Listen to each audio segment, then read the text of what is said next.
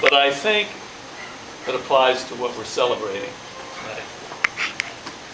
A philosophy professor stood before his class, and he had some items in front of him. When the class began, wordlessly, he picked up a large empty jar, proceeded to fill the jar with rocks, right to the top.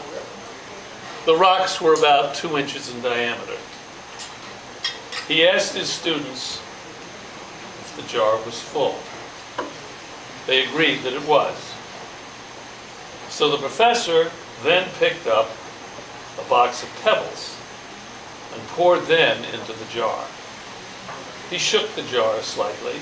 The pebbles, of course, rolled into the open spaces between the rocks. The students laughed, and the professor once again asked if the jar was full. They agreed. Now it was full.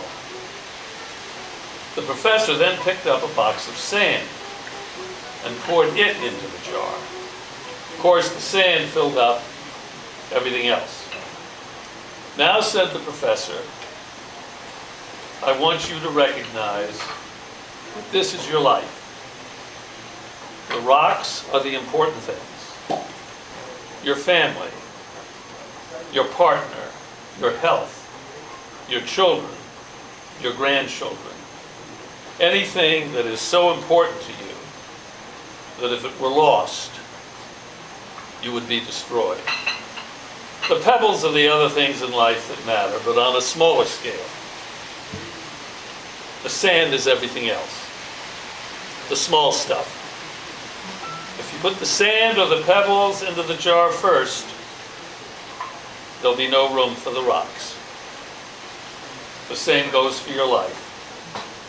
If you spend all of your energy and your time on the small stuff, material things, you'll never have room for the things that are truly most important. Pay attention to the things that are critical. Play with your children and or your grandchildren. Take time to get a medical checkup. Take your wife out for dinner, dancing. Go on a special trip. Take care of your favorite charities. There will always be time to go to work, play golf, go through the mail, give a dinner party, and fix the car. Take care of the rocks first.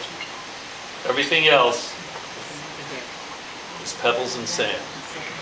So